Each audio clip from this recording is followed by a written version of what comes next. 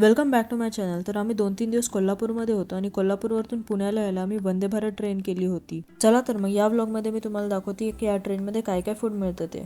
जर कधी तुम्हाला कोल्हापूरवरून पुण्याला यायचं असेल तर ही ट्रेन तुम्हाला खूप जास्त कन्व्हिनियंट पडणार आहे, कारण ही ट्रेन सकाळी 8:15 AM ला सुटते आपल्या कोल्हापूर स्टेशनवरून. ही ट्रेन एवढ्या सकाळची असल्यामुळे जर तुमचं पुण्यामध्ये काही काम असेल तर ते तुम्ही करू शकता. ही ट्रेन दुपारी 1:30 वाजेपर्यंत तुम्हाला पुणे स्टेशनला पोहोचवते. या ट्रेनचे मेन स्टेशन्स आहेत मिरज, सांगली, किर्लोस्करवाडी, कराड, सातारा आणि मग पुणे. या ट्रेन मध्ये तुम्हाला ईसी आणि सीसी असे 2 सीटिंग बघायला मिळतील. आम्ही या टाइम सीसीचं तिकीट काढलं होतं आणि ह्याचे पण सीटिंग कम्फर्टेबल होते. यामध्ये तुम्हाला 3+2 सीटिंग बघायला मिळेल. सगळ्या सीटला असा ट्रे दिला जातो, म्हणजे जेव्हा पण फूड येते तुम्ही ह्याच्यावरती ठेवून खाऊ शकता. म्हणजे हा मिनी टेबलच असतो एक. मग त्याच्याच खाली एक छोटा कंपार्टमेंट दिला जातो, त्यात तुम्ही पेपर किंवा चप्पल ठेवू शकता. चार्जिंग साठी पण सीट खाली हा प्लग दिला जातो, त्यामध्ये USB किंवा सी सुद्धा लावू शकता तुम्ही. पाय ठेवण्यासाठी सुद्धा हे फुटरेस्ट दिलं जातं. आमची विंडो सीट होती, बट आम्हाला विंडो नव्हती. अजून कोणाला ट्रॅव्हल मध्ये अशी सीट भेटली का नक्की कमेंट करून सांगा. वरती रीडिंग लाईट सुद्धा दिली जाते, त्याचा काही उपयोग होत तर नाही. बरोबर जसं ट्रेनचा टायमिंग आहे त्या टाइमला गेट बंद झाले आणि ट्रेन सुद्धा बरोबर 8:15 ला कोल्हापूर स्टेशन वरतून निघाली. जर तुम्हाला कधी चुकून लेट झाला तर तुमची ट्रेन सुटली समजा, कारण ही ट्रेन कधीच लेट होत नाही, बरोबर टाइम वरतीच निघते ही ट्रेन. ट्रेन सुटली की लगेच सीट वरती काय काय यायला चालू होऊन जातं. पहिलं तर तुम्हाला 1 लिटरची पाण्याची बॉटल दिली जाते, मग नंतर न्यूजपेपर आणून दिला जातो, मग लगेच फूड सर्व्हिस चालू होऊन जाते. इथे तुम्हाला व्हेज, नॉन व्हेज आणि डायबेटिक फूड ऑप्शन बघायला मिळतं, जे तुम्ही तिकीट काढतानाच तुम्ही बुक करू शकता की तुम्हाला काय हवंय ते. आम्ही तिकीट बुक करताना एक व्हेज ब्रेकफास्ट आणि एक डायबेटिक ब्रेकफास्ट बुक केला होता.